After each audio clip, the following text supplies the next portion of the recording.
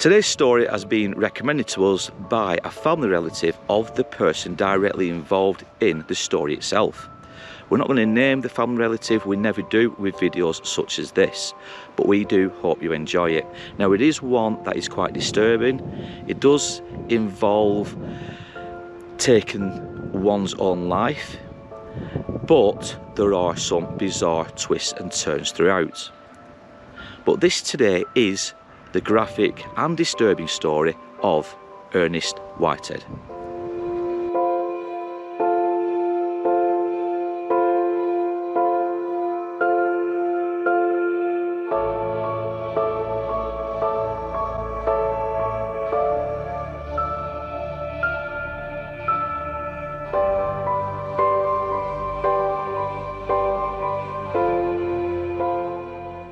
March 1907.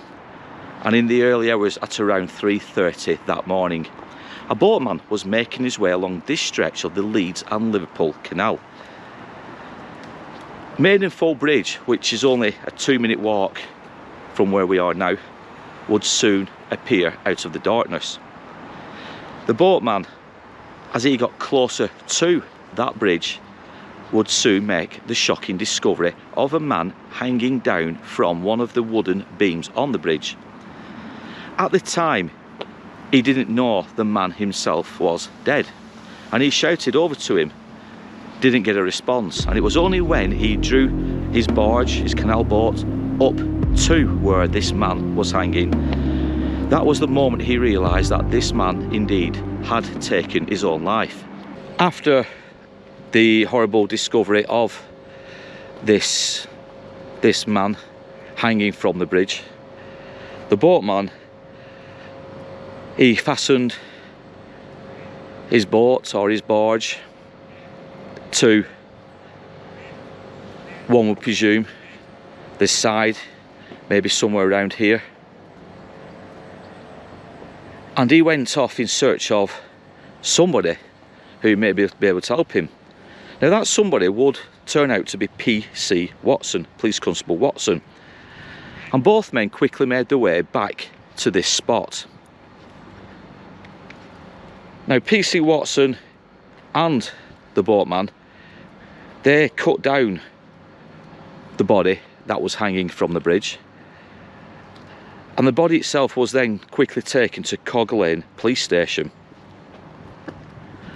Now, the body would soon be identified to be that of Mr. Ernest Whitehead, a 21-year-old coal miner.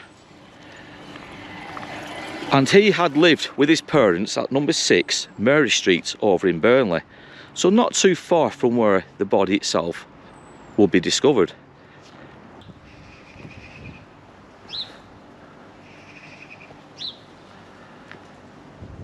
Ernest was the son of Agnes and Abraham Whitehead, born in December 1885. And he had 4 brothers and 6 sisters, so a relatively big family, one could say. Now, it was Agnes herself, Ernest's mother, that would identify the body of that of being her son Ernest, and she would tell that it was Saturday when she had last seen him alive, and that he was telling Ernest was telling his mother about the day ahead and how he was looking forward to meeting his fiancée, Isabella Ward, and that they were going to go into Padiham later that afternoon around 6:30. He was excited, and from all accounts he had no issues, or none that was showing. He was a happy-go-lucky sort of chap. He was a young chap after all, he was 21 years old. He was engaged to this lady called Isabella Ward, like I said, and she lived just where these units are here. Now, the thing is with this story is, the family member who sent us the details to cover this has said that throughout the generations since the tragic events that took place just here and where the bridge is now, these stories have come down through the generations, and it's long been thought that something more sinister was afoot, and that Ernest didn't take his own life, but perhaps he may have been murdered.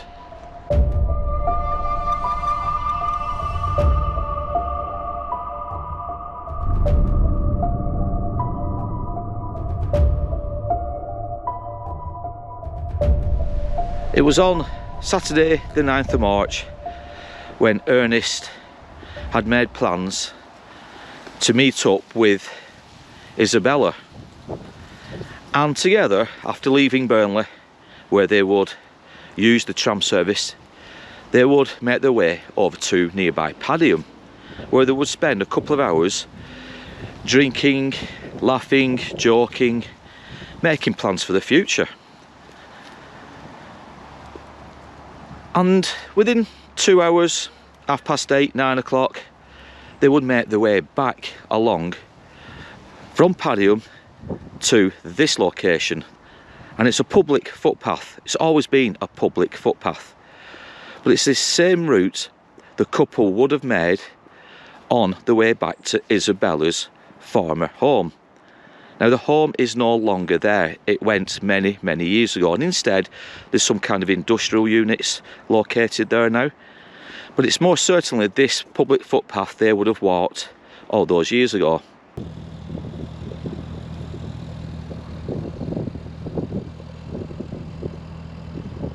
There is no clarity on which side of this bridge Ernest was seen hanging from in the early hours of that morning. We don't know if it's this side or it was on the opposite side, but we do know the boatman was travelling in one direction, most presumably on his way to work.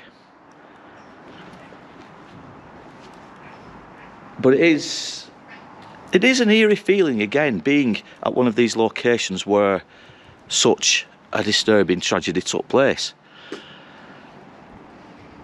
And like I said, it would have been early hours, it would have been dark on this canal path, on this canal bit of waterway itself. So the actual figure that was hanging down from here would have been hard to see until the canal boat and the boatman got a little bit closer. And it must have been a frightening thing to come across.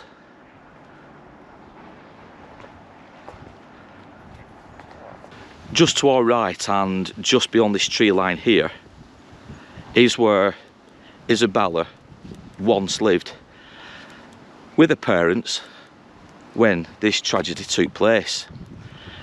And the newspaper articles did state that where Ernest, if we want to believe he took his own life, was found hanging from this bridge, the newspaper reports did state that she was only 50 yards away from where it occurred. And like I said, her house would have been here, and it was like a small complex of houses. I think there were maybe 3, 4, 5 little houses together, cottages if you will, just situated just beyond that tree line. So yeah, it is very close to the bridge, and now it is just industrial units. On the morning of the discovery of Ernest and being found hanging from one of the sides of these fences. Now this bridge back in the 1900s was a wooden bridge. As you can see, obviously for safety reasons, for strength, for durability, it's now metallic. So we have to use our imagination for this. But the police officer, PC Watson, he said the body was discovered in such a strange way. And from reading between the lines, and I'm just doing a bit of guesswork here now, if Ernest had tied the muffler around this section and then climbed over and then dropped down, then that's understandable, because obviously there'd be enough of the muffler from here around his neck to drop down. But the way the police officer and the witness who discovered the body, the way they were talking and reported in the papers is it was kind of fastened to maybe this bottom part, which then reduces the length of the muffler to get over.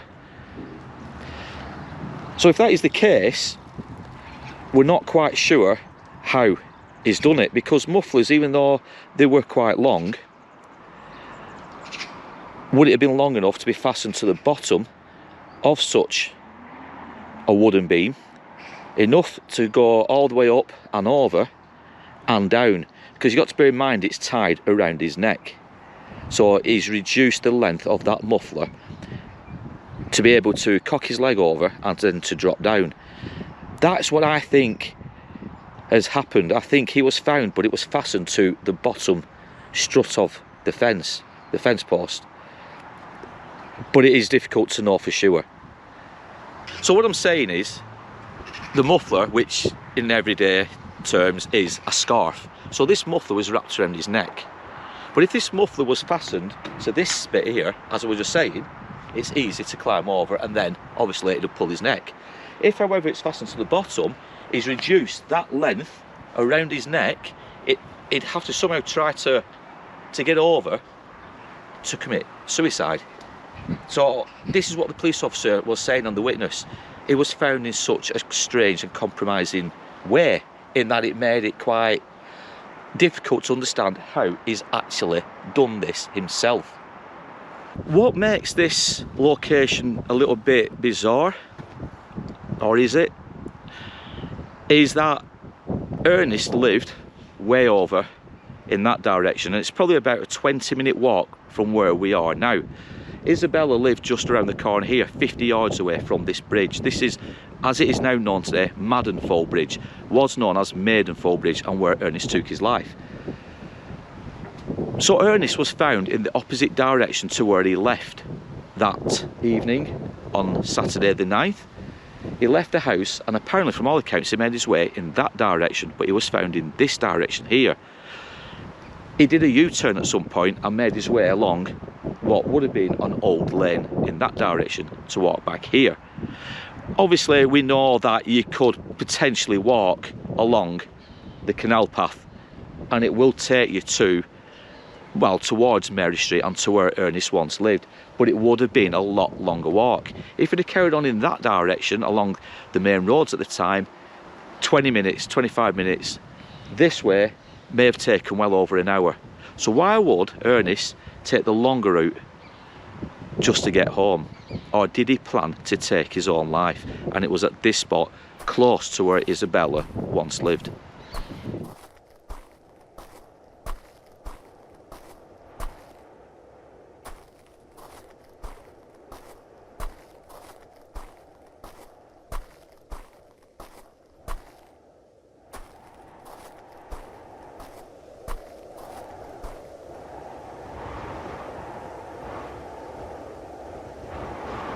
So as you can see from this angle, you can see the wooden style bridge.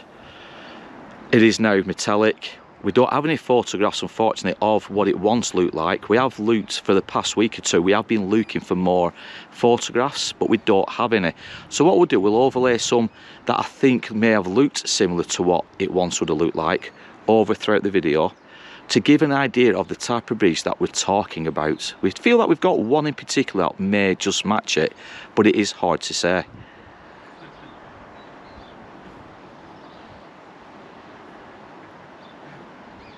Obviously, where Ernest's body would be discovered by the boatman and where he took his own life is a source of contention. Vicky's just said off camera is, but why would he hang himself so close to Isabella's house? It's like an insult to her. It's like, I'm going to do it here to cause as much pain to you as possible. It doesn't make sense, because we know Isabella at the inquest, and the inquest actually took place the same day, on the Monday, when his body was cut down from the bridge. We do know at the inquest that Isabella would say that they were making plans for the future. They were engaged. They were full of life, full of energy, full of joy. They were happy together.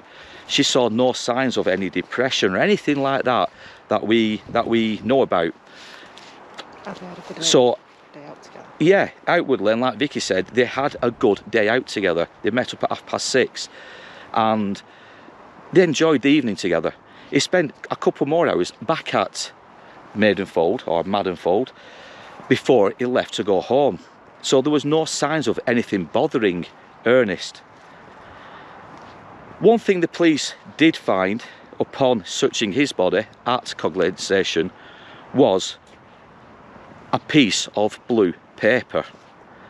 Now this blue paper had writing on it, and we're going to get to that shortly, because it may or it may not have anything to do with the story itself. Now myself and Vicky, fortunately, we've never had to deal with anything to this level in our lives, and we hope we never do. We hope you guys watching this video hopefully have never encountered it. So it is a subject matter which we do have to be careful when we talk about it. But like Vicky's commented, people don't outwardly show anything that's bothering them. They build it up, and then something happens, something gives, which ultimately leads to losing their own lives. So Ernest could have been putting on a show, hiding something that was bothering deep down. He may well have been planning to commit suicide for quite a long while. It is something we will never ever fully know. The family throughout the generations have said there was more to this story, and even from day one, and when his body would be found by the boatman, from day one and at the inquest, they were sure there was more afoot. There was more to this. The police would simply rule it as suicide. But the family said he wasn't that type of boy. He was happy, as we keep saying, he was happy, he had everything to look forward to. The stories that came out not long after Ernest's death would become interesting, more intriguing. Some say he was seeing a married woman, and it was the brothers of the married woman that knew what was going on, and it was the brothers themselves that killed poor Ernest and hung him over the bridge. And it's this bridge in particular where they did it to show Isabella that they knew what was going on, to rub it in more, with Ernest's family. Isabella wouldn't have known if he was seeing a married woman or not, but the brothers certainly did, and we feel perhaps it's this location they chose in particular just to get back, obviously not just at Ernest and his family, but also that of Isabella and her family. Again, it's speculation. Nobody knows 100% if Ernest was seeing a married woman or not. It is just speculation. But from what the family member has told us, this is certainly a side of the story which the family members did think was the case back in 1907.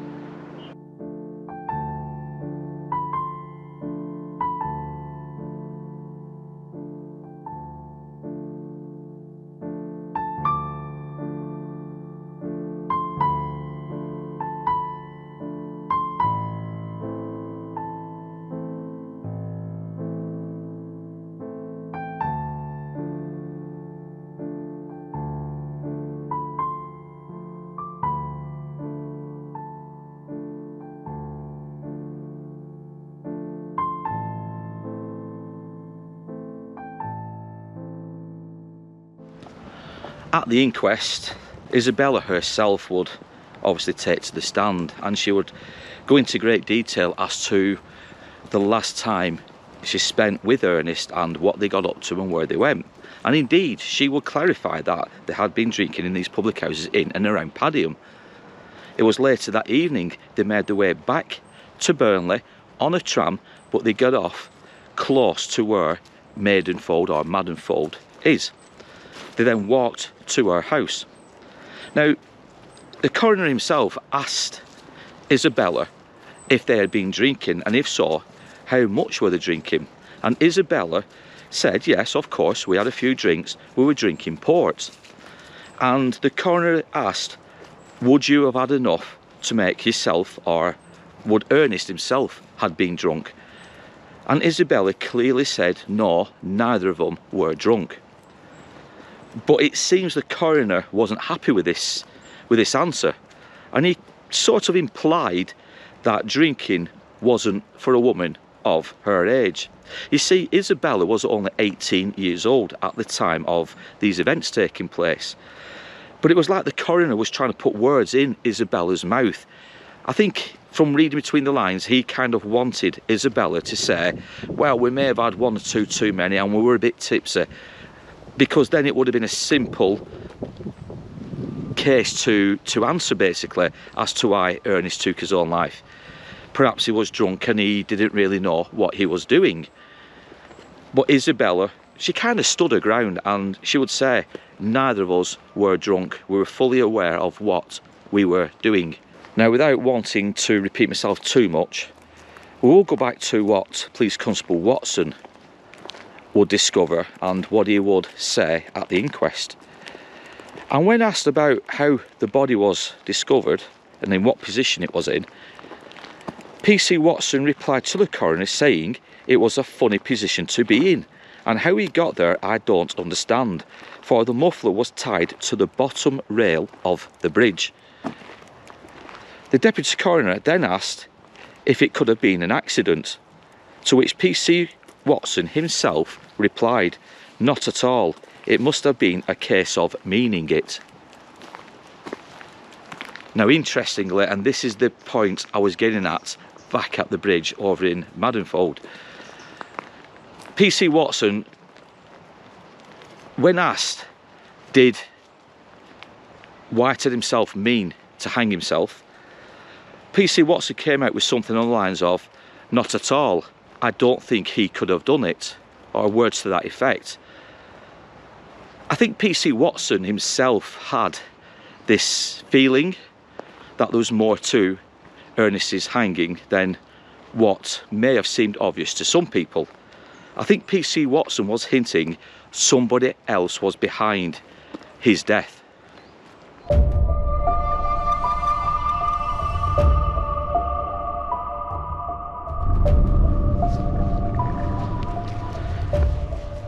The piece of blue paper that was found on Ernest, part of his belongings, was one that we now believe to have been something given maybe at a carnival or a travelling fair, and it was basically telling his fortune. So it could have been a ticket from one of the old fortune telling machines, the shilling or penny machines that were once found at these fairs. But on the ticket, or the blue piece of paper, it simply says, your planet states that you have met with many troubles in the past, but you may expect your prospect to brighten soon. But there are times in the future when, if you are not careful, you will be disappointed. Among your friends, there is one that will harm you if opportunity offers, so beware. You will hear good news before long. Also, you will hear the loss of a friend. The fortune tellers back in the late 1800s, early 1900s, they were coming out of the woodwork 10 to a dozen. Many people were coming out to give the fortunes to those seemingly needing help. You see, the supernatural, the paranormal, it was taking off quite big in the early stages of the 1900s. And fortune tellers, like I said, there were 10 to the dozen. They were coming out everywhere. But these so-called fortune tellers were fraudsters, scammers. They didn't have any special gifts. They couldn't tell the fortune. They were charlatans.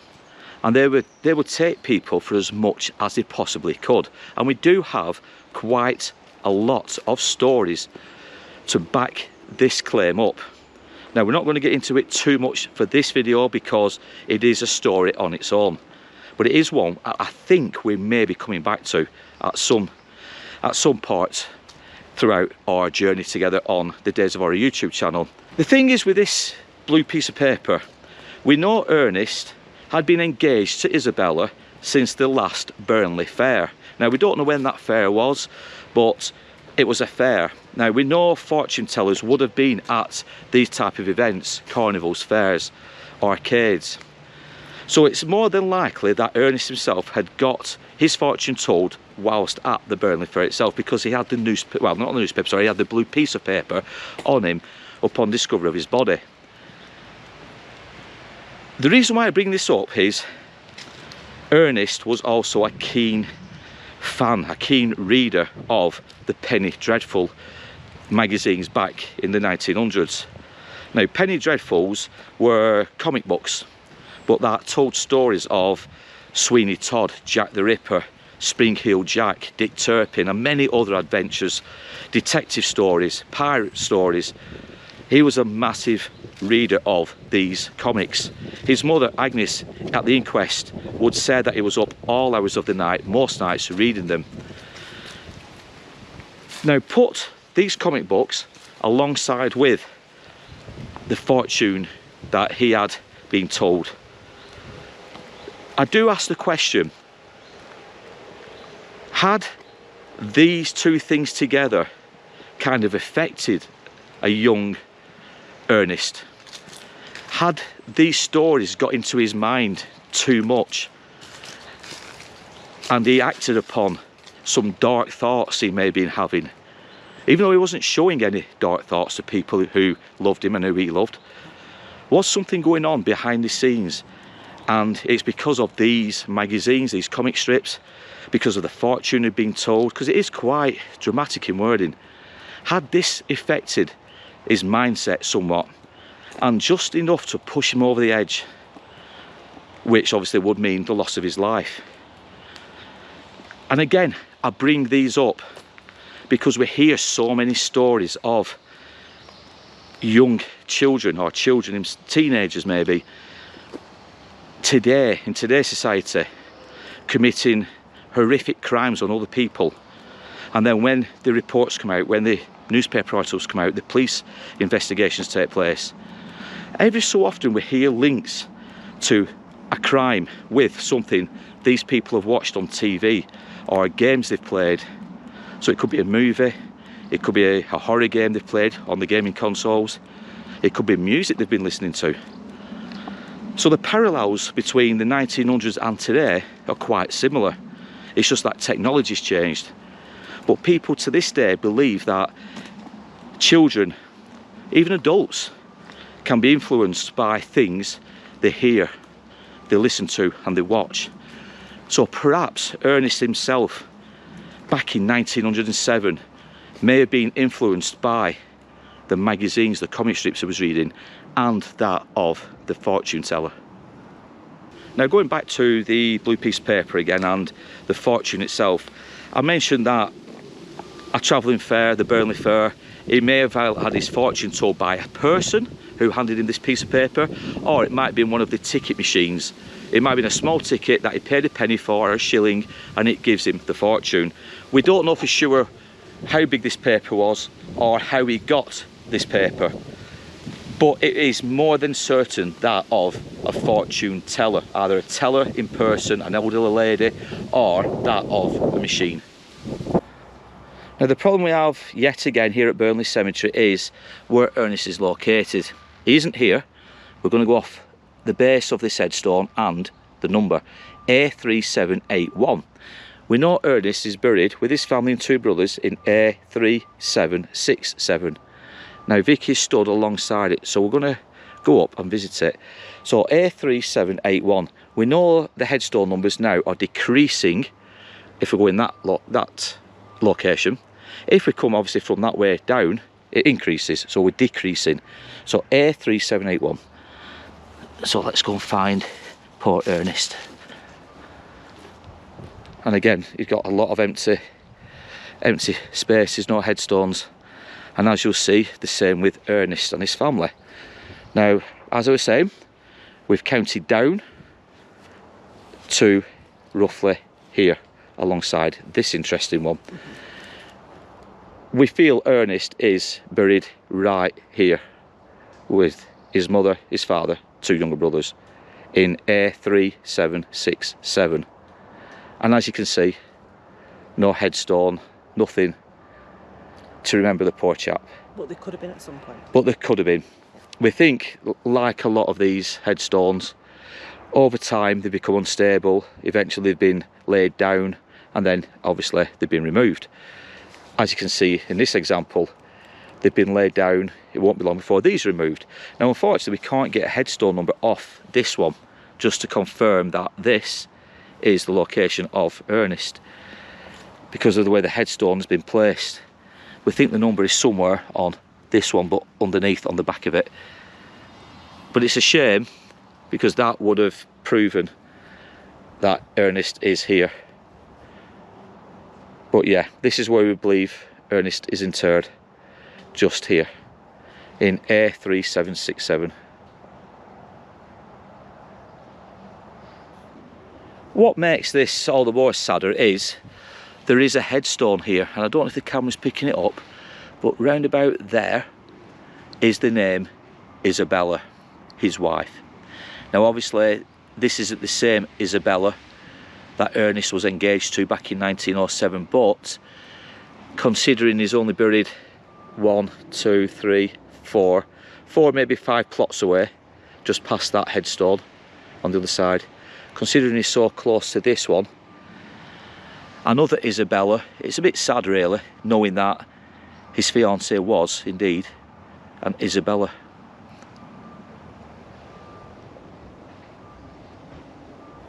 Isabella herself did marry. I think it was around 5 years after the death of Ernest. And we're going to look for Isabella's grave because she is here in Burnley Cemetery. Different location to where we are now and where poor Ernest is buried, but she is buried here. And it was to a Mr. Fort, I'm sure it was a Herbert Fort. They are buried together, so we are going to try and find it, and if we do, again we'll add it to this video. Now for anybody interested in the unexplained aspects of stories such as these, and they wish to maybe put links together, we have found some strange and bizarre similarities to Ernest Whitehead and his strange death at Maidenfold or Maddenfold Bridge.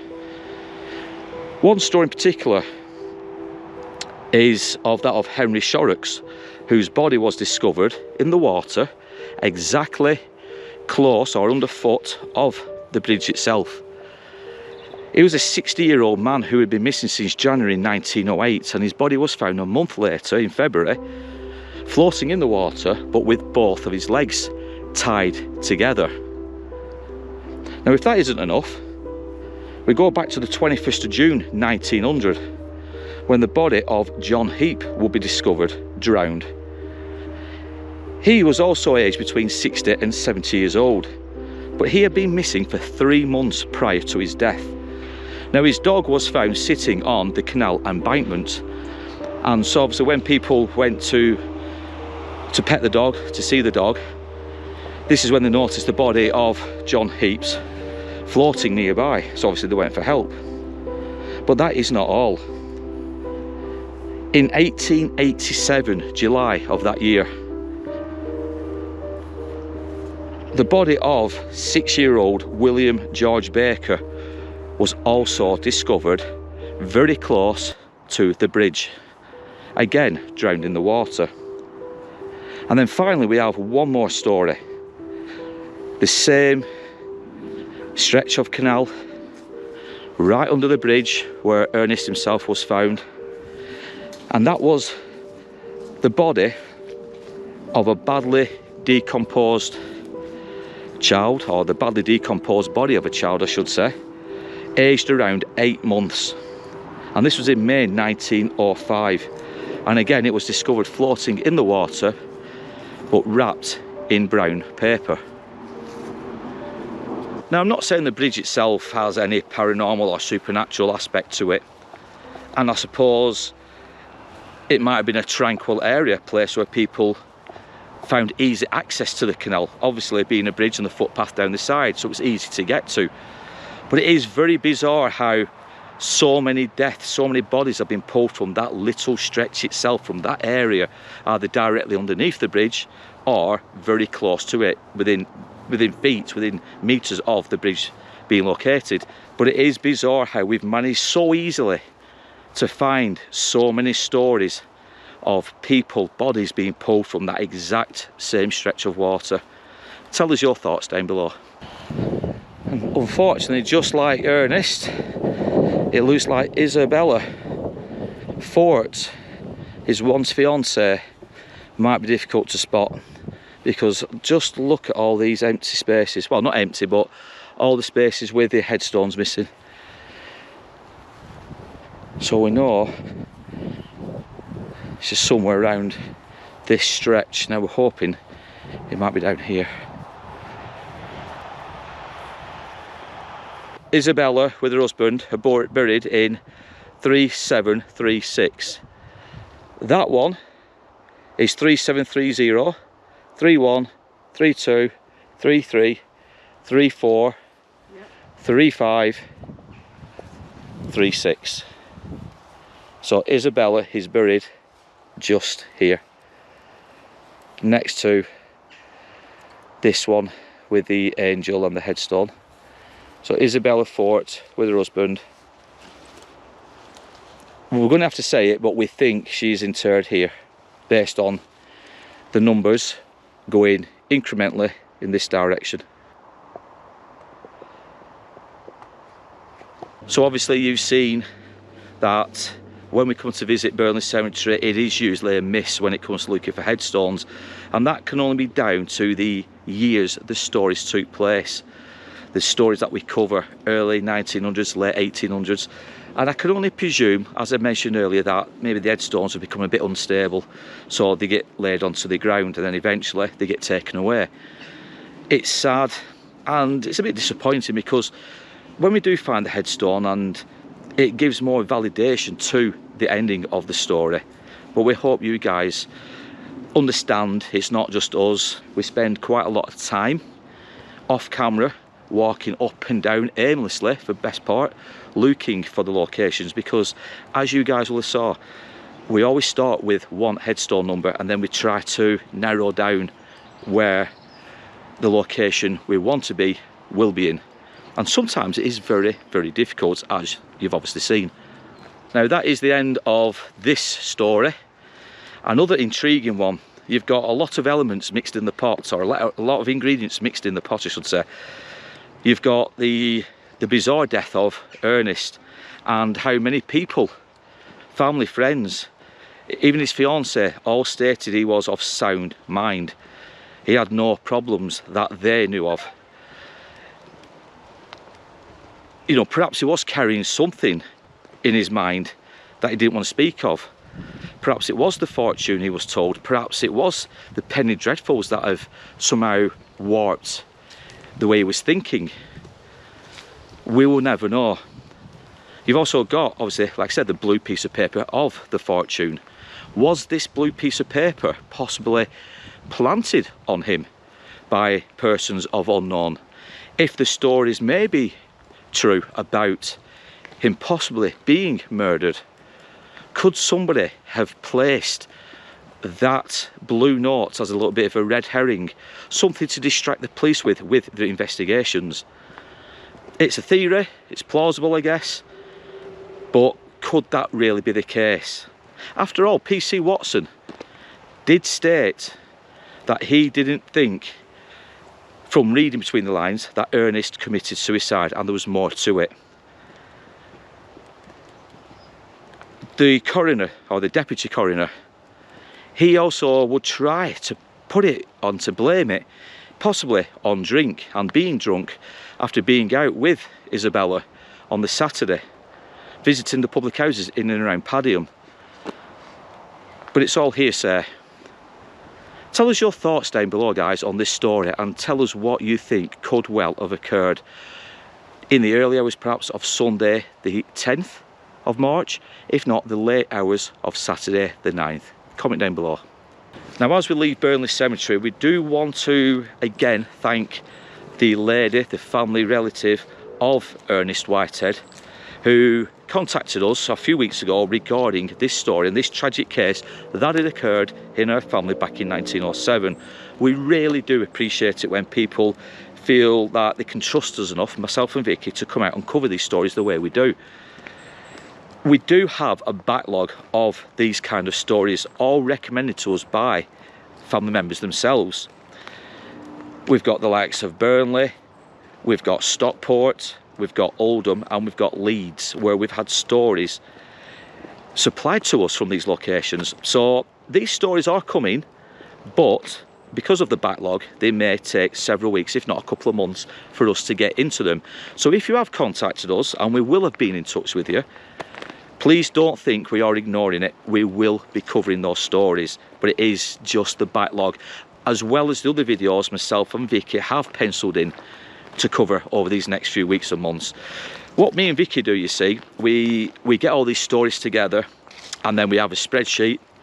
On every single weekend up to the end of this year, we have stories penciled in. Sometimes they may change, we might swap them round, but other than that, the calendar is full. So please don't feel offended if your story hasn't yet come. It will be coming. For those who may have stories who also wish to submit them, please visit our website at www.daysofhorror.com. We always reply, and we always promise to look into the story. So again, by all means, get in touch. Now, one thing we didn't touch upon was the actual verdict itself as to what could have transpired in 1907. Now, the deputy coroner would give a verdict of suicide, but what he would also mention is there was no explanation, there was no definitive proof as to the state of mind of Ernest when he was found, obviously, deceased. Tell us your thoughts down below and what you think could have transpired back in 1907. Was it murder or was it suicide? Now, in the meantime, we want you to take care, look after yourselves. We want you to stay safe, but always stay curious, because it's a big world out there with a lot of interesting, if not sad, stories. But in the meantime, take care, everyone. We'll be back soon with more tales from our dark, but at times glorious past. Take care, everybody.